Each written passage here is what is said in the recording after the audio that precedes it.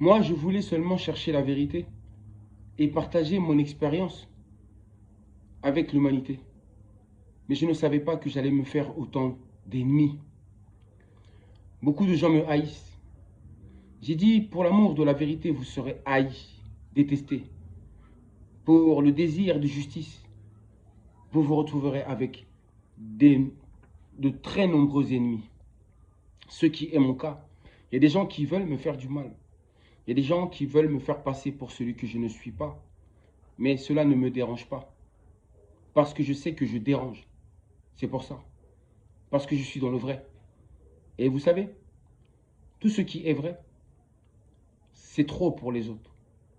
Tout ce qui est vrai, c'est trop pour les gens. Le monde n'aime pas ce qui est vrai. Il n'aime pas les personnages qui sont vrais. Mais cela ne nous empêche pas de vivre et d'accomplir ce qui nous semble être juste. Je voulais vous parler à travers cette vidéo des 4 soi-disant cavaliers de l'Apocalypse. Je vais vous donner mon avis, mon raisonnement, et ensuite, ça sera à vous-même de juger. Je ne suis là pour forcer personne. Quand je tape sur Google, les 4 cavaliers de l'Apocalypse, voici ce que j'obtiens. J'obtiens un petit tableau. Et dans ce tableau, vous allez comprendre beaucoup de choses. Il est écrit ceci. Cavaliers et montures. Alors, c'est inscrit, couleur du cheval, son symbolisme, c'est-à-dire le symbolisme de sa couleur, ainsi que son activité explicite. Voici ce qu'il est écrit à propos du cheval blanc. Car il y a plusieurs cavaliers qui montent des chevaux de couleurs différentes. Il y a un cavalier qui monte un cheval blanc. Et voici ce que l'on dit à propos de ce cheval blanc, y compris du symbolisme que l'on donne aux couleurs des chevaux. Le cheval blanc, symbolisme de la couleur, puissance, victoire. C'est du positif. En gros, ça veut dire que le cavalier qui monte le cheval blanc représente en réalité la puissance, la victoire et la domination. Et les chrétiens vous diront que c'est Jésus. Oui, c'est lui, Jésus, qui vaincra. Bref. Et son activité explicite, c'est qu'il va conquérir. C'est la conquête. C'est la soi-disant victoire du Christ sur les forces du mal. Selon les chrétiens, je le répète. Mais dans l'humanité, tout le monde n'est pas chrétien. Et moi, je ne suis pas chrétien non plus. Moi, je cherche seulement la vérité. Je ne suis pas à classer. On ne peut pas me classer dans aucune religion. On ne peut me classer dans aucune des religions qui existent. Je crois en Dieu. Je crois en Dieu car Dieu, c'est l'infini. C'est la conscience cosmique universelle. C'est la source. Je crois en la source. Mais je ne crois pas aux religions qui existent. Car pour moi, elles ne sont pas vraies et véritables. Regardez maintenant. Vous allez voir encore cette forme de racisme qui existe. Ensuite, on dit le cheval rouge. Symbolisme de sa couleur, c'est le sang, la violence. Le sang, ça, il n'y a pas de problème. Donc, eux, ils disent qu'à chaque fois que un cheval apparaîtra, en réalité, il apportera avec lui ses fléaux.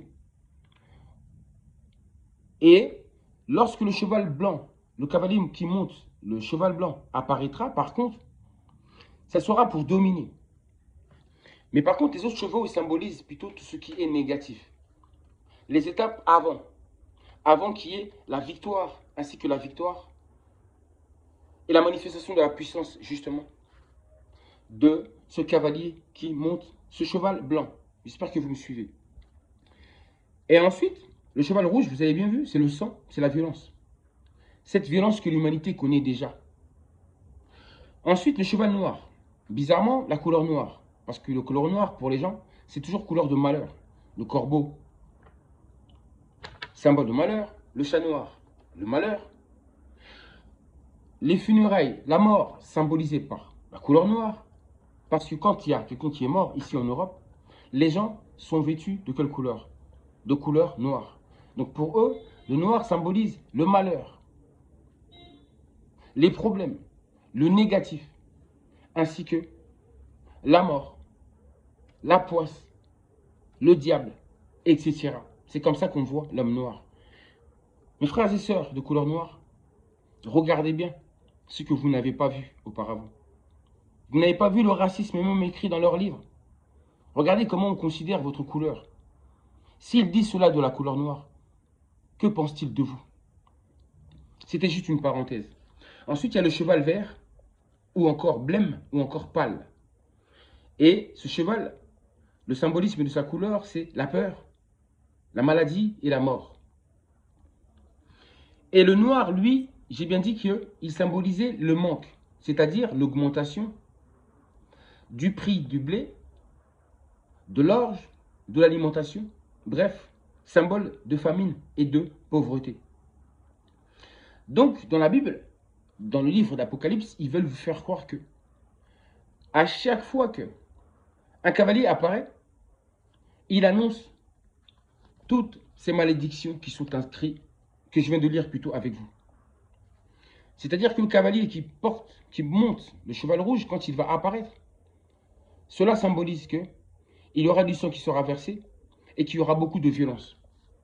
Ensuite, le cheval noir, c'est le manque, l'augmentation des prix, etc., la pauvreté, la famine. Et ensuite, le cheval pâle, qui lui symbolise la peur, la maladie, etc.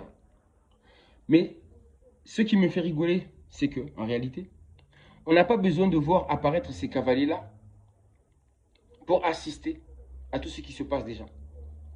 Ça veut dire qu'on n'a pas besoin qu'ils apparaissent pour que nous puissions voir la famine déjà exister dans le monde, la pauvreté, l'augmentation des prix, etc. Ça a toujours existé et on est déjà en plein dedans. Mais ce n'est pas nouveau. Ensuite, quand on parle du sang, le cheval rouge, ainsi que de la violence n'existe-t-elle pas déjà? Le sang n'est-il pas versé chaque jour? La colonisation, l'esclavage, les génocides, les guerres, etc. Est-ce que c'est nouveau tout ça? Non. Le manque existe déjà. La peur, la maladie, la mort, ça existe déjà. La peur existe déjà. Parce qu'ils disent que le cheval pâle, de couleur pâle, symbolise la peur et la maladie. Mais les virus, ça existe déjà. Les pandémies, ça existe déjà. Les maladies, ça existe déjà. Ce n'est pas nouveau. Donc, on n'a pas besoin d'attendre toutes ces choses pour qu'elles arrivent parce qu'elles existaient déjà. Ensuite, il y a quelque chose qui m'a beaucoup fait rire parce que j'ai lu quelque chose justement à propos de l'Apocalypse. Voici ce qui est écrit sur Apocalypse, ce que les gens disent. L'Apocalypse est le dernier livre du Nouveau Testament. Il a été écrit en l'an 85 ou 88 par soi-disant l'apôtre Jean à l'île de Patmos, où il avait été déporté. Donc, on comprend que la Bible a été écrite par un homme, peu importe qu'il soit, que ce soit Jean ou pas. Moi, je ne crois pas trop à son existence. Bref, pour moi, ce sont des scribes déjà qui ont écrit ce livre. Après, est-ce que c'est Jean qui a écrit? Je ne sais pas, mais en tout cas, Jean était bien et bien un homme. C'est écrit par la main de l'homme. Ensuite, voici ce qui est écrit après. Ça m'a beaucoup fait rire.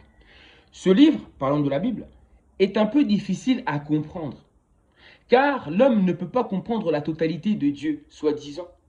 Et le cerveau humain ne peut pas saisir complètement tout ce qui s'y trouve. Ça me fait rigoler. Parce qu'on dit que le livre a été écrit par la main de l'homme, et ensuite on vous dit que ce livre est un peu difficile à comprendre, car l'homme ne peut pas comprendre la totalité de Dieu. Ce livre a été écrit par les hommes. Qu'est-ce que ça a à voir avec Dieu?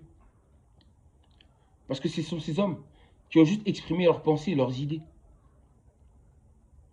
Mais est-ce que leurs idées et leurs pensées décrivent bien le Créateur? Non. On n'est pas sûr de ça. Donc, ils mélangent les écrits par la main de l'homme avec Dieu. Ça n'a rien à voir avec Dieu. La Bible, ce n'est pas un livre écrit par Dieu, mais c'est un livre écrit par les hommes. Et ensuite, on nous fait croire que ceci est la parole de Dieu, alors que c'est la parole des hommes.